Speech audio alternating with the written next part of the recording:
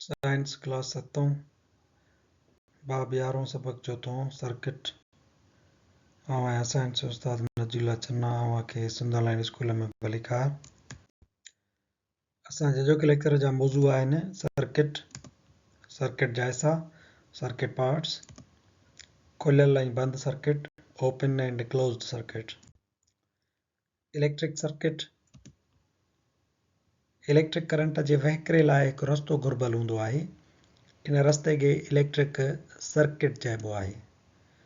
मिसाल जे तौर ते ही बैटरी आहे जंहिंमें हिकु ख़ासि वोल्टेज आहे। इन जी मदद सां हीअ हिकिड़ी तार आहे जेका बल्ब सां ॻंढियल आहे ऐं वरी तार इन जी बैटरीअ में ॻंढिजे थी त हिकिड़ो करंट पैदा थो थिए ऐं करंट हिन रस्ते सां वहंदो बल्ब ॾांहुं वञे थो ऐं पोइ वरी वापसि हिन बैटरी ॾांहुं अचे थो। हाणे हीउ जेको रस्तो आहे जंहिं इहो करंट फ्लो करे थो, करंट वहे थो, इन खे बैटरी बल्ब ऐं तार समेत असां इन खे टोटल रस्ते खे सर्किट चऊं था। बिजलीअ जो सर्किट यानी बिजलीअ जो रस्तो।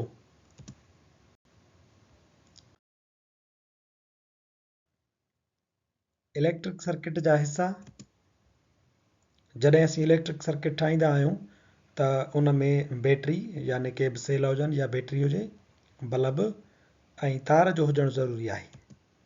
बिजलीअ जो ज़रियो जेको बैटरी आहे जंहिं मां बिजली पैदा थींदी, तार जेका बैटरीअ सां ॻंढिबी ऐं टियों बल्ब, पोइ वरी उहा तार बल्ब सां ॻंढिजंदी, वापसि वरी बैटरी सां ॻंढींदासीं।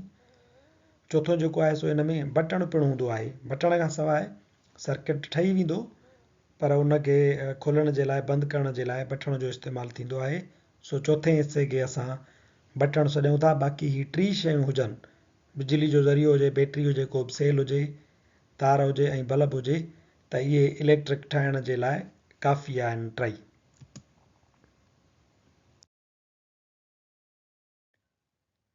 इलेक्ट्रिक सर्किट आमतौर ते असां उनखे किताबनि में हीअं ॾिसंदा आहियूं त हिकिड़ो बल्ब आहे, ॿी तार आहे, बैटरी आहे ऐं चोथों जेको आहे सो बटण आहे। इन्हनि खे असीं हर हंधि ईअं ड्रा नथा करे सघूं। सो किताब में या किथे ॿियनि लिखत में तव्हांखे इलेक्ट्रिक सर्किट जेको आहे उहो निशानियुनि जी सूरत में मिलंदो। प्लस ऐं माइनस जी निशानी अहिड़े क़िस्म सां उहो तव्हांखे ॿुधाईंदो त हीअ बैटरीअ खे ज़ाहिर करे थी।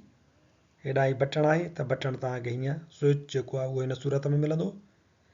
बल्ब तव्हांखे गोल दाइरो ऐं विच में ज़रब जे निशान सां मिलंदो। तार जेका आहे उहा असां हिकिड़ी लकीर जेका आहे ब्लैक कलर जी हुजे या कहिड़े बि रंग जी हुजे, उनखे हिकु सिधी लाइन सां ज़ाहिर कंदा आहियूं। ही निशानियूं जेके आहिनि उहे किताब में आम तौर ते सर्किट जे हिसनि खे सर्किट ठाहिण जे लाइ हिननि खे इस्तेमालु कयो वेंदो आहे। सो शागिर्दनि खे ही यादि करणु तमामु घणो ज़रूरी आहे। सर्किट ठाहिण जो तरीक़ेकार तमामु घणो आम आहे। तव्हां वटि शयूं त हुजनि चारई, मिसाल जे तौर ते तव्हां वटि बैटरी बि आहे, तार बि आहे, बल्ब बि आहे, पर जेकॾहिं तव्हां वटि उनजो तरीक़ेकार कोन्हे को त करंट कोन ठहंदो, सर्किट कोन ठहंदो, करंट पैदा कोन थींदो। मिसाल जे तौर ते बैटरी आहे, उनजे मथां तव्हां बल्ब लॻायो ऐं तार जेका आहे उहा तव्हां बल्ब सां लॻाए छॾी आहे। छा हिन सां बल्ब ॿरंदो? हीअ जेका अटैम्प्ट ए आहे, पहिरियों नंबर कोशिशि आहे, इहा बि सर्किट ठाहिण जी नाकाम कोशिशि आहे। नंबर ॿियो ईअं था कयूं असां त असां बैटरी खई आहे, उनजे मथां बल्ब आहे ऐं तार जो हिकिड़ो छेड़ो बल्ब सां ॻंढियो आहे, ॿियो बैटरी सां ॻंढे छॾियो आहे।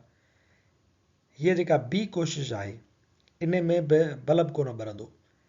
तव्हां वरी टी कोशिशि था कयो, बैटरी आहे, बैटरीअ जे हेठां तव्हां तार ॻंढी आहे, उनजे मथां तव्हां बल्ब रखियो आहे।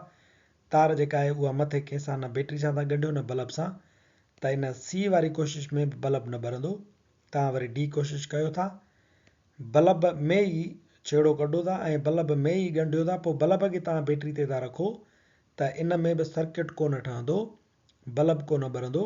वरी तव्हां आख़िरी कोशिशि था कयो त भला बैटरीअ जे मथे छेड़े सां वाधू सां तार खे ॻंढियूं ऐं वरी हेठां काटू छेड़े सां बि ॻंढियूं ऐं पोइ उनजे मथां बल्ब रखे छॾियूं त छा बल्ब ॿरंदो? बल्ब इन सूरत हाल में बि कोन ॿरंदो, छो त सर्किट जेको आहे उहो सही तरीक़े सां ठहियलु कोन्हे को। इन जे करे सर्किट ठाहिण जो सही तरीक़ेकार इहा आहे त तव्हां बल्ब खणो, हिकिड़ो छेड़ो ॻंढियो बल्ब सां ऐं ॿियो छेड़ो तार जो जेको आहे सो ॻंढियो बैटरी जे काटू छेड़े सां। पोइ तव्हां बल्ब खे जंहिंसां तार ॻंढियल आहे उनखे तव्हां सेल जे मथां रखंदव त तव्हांजो बल्ब ॿरी पवंदो, यानी हाणे तव्हां सर्किट सही ठाहियो आहे। ही वारो जेको आख़िरी तरीक़ेकार आहे इहो सर्किट ठाहिण जो सही तरीक़ेकार आहे। बटण समेत असांजे इलेक्ट्रिक सर्किट जा जेके हिसा थी विया, हिकिड़ो थी वियो बैटरी जंहिंखे हिन निशानी सां ज़ाहिर कयो वेंदो, तार आहे उहो तव्हांखे हिन डायग्राम में मिलंदी, ऐं वरी बल्ब आहे जेको तव्हांखे गोल जी शिकिल सां मिलंदो, या त हुन में ज़रब जो निशान हूंदो या अहिड़ो निशान हूंदो, ऐं स्विच आहे उनखे तव्हां अहिड़े क़िस्म सां ज़ाहिर कंदा आहियो या तव्हां अहिड़े क़िस्म जी बनावट सां शिकिल सां तव्हां उनखे सुञाणो। अहिड़े क़िस्म जो बटण ठहियल हुजे त उहो ओपन सर्किट खे ज़ाहिर करे थो, ऐं जेकॾहिं बंदि सर्किट आहे अहिड़े क़िस्म जो त उनखे तव्हां क्लोज़्ड सर्किट छॾींदव। हिन सां करंट जेको आहे उहो पैदा थींदो ऐं बल्ब ॾांहुं वेंदो, बल्ब ॿरंदो। हिन सूरत हाल सां ओपन सर्किट सां सर्किट जेको आहे उहो ओपन आहे ऐं करंट जेको आहे उहो अॻिते हितां गुज़रे कोन थो, जीअं त पाण में मिलनि नथियूं त करंट हिते रुकिजी वेंदो, बल्ब जेको आहे उहो कोन ॿरंदो आहे। खुलियल सर्किट ऐं बंदि circuit, open circuit and closed circuit. हाणे ॾिसो इहो ओपन सर्किट आहे, हुन में तव्हां ॾिसो ओपन सर्किट माना खुलियल यानी कीअं, जेको करंट पैदा न थिए, जंहिंमें करंट जो वहिकिरो हिकिड़े हंधि रुकिजी वञे, बल्ब तव्हांजो न ॿरे। हाणे ॾिसो हेॾां हीअ तार काटू खां निकिरी करे तव्हांजे बल्ब ताईं पहुती आहे, हेॾां वाधू खां निकिरी करे अचे थी, पर बल्ब में अटैच कोन थी थिए, तंहिंजे करे हीअ ओपन सर्किट आहे, हिन में बल्ब न ॿरंदो। क्लोज़्ड सर्किट में छा थींदो त तार जेका आहे सो बल्ब सां हिकिड़े पासे सां ॻंढे असां काटू छेड़े सां ॻंढीसीं, ऐं बैटरीअ जे वरी वाधू छेड़े मां तार कढी वरी बल्ब ते वञी करे अटैच कईसीं, त इन सां छा थींदो, हाणे बल्ब ॿरी पवंदो। इहो आहे क्लोज़्ड सर्किट।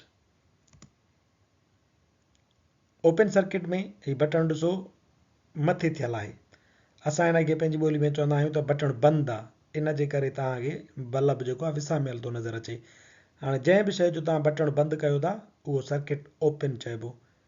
क्लोज़्ड सर्किट में बटण ॾिसो हिते बंदि आहे, पर इनखे असां पंहिंजी ॿोली में चवंदा आहियूं त बटण खुलियल आहे, तॾहिं जेको आहे सो बल्ब ॿरे थो। त जेकॾहिं तव्हां बल्ब खे खोलियो था, बटण खे ऑन था कयो, त इहो क्लोज़्ड सर्किट थी वियो, यानी हिकिड़ो मुकमल सर्किट थी वियो, करंट फ्लो करे थो ऐं बल्ब ॿरे थो पियो। इन्हनि जूं निशानियूं जेके आहिनि उहे तव्हांखे हेठां ॾिनल आहिनि डायाग्राम जे ज़रिए। ही ओपन सर्किट खे ज़ाहिर करे थो, जंहिंमें बल्ब कोन ॿरंदो। ही क्लोज़्ड सर्किट खे ज़ाहिर करे थो, जंहिंसां बल्ब ॿरंदो आहे। जेकॾहिं बटण बंदि थियल आहे त इन सर्किट खे ओपन सर्किट, ऐं बटण खुलियल हुजे त क्लोज़्ड सर्किट चइबो आहे। असांजो जेको लेक्चर हिते पुॼाणी ते पहुचे थो। वधीक वीडियोज़ लाइ ॾिसंदा रहो सिंध ऑनलाइन स्कूल।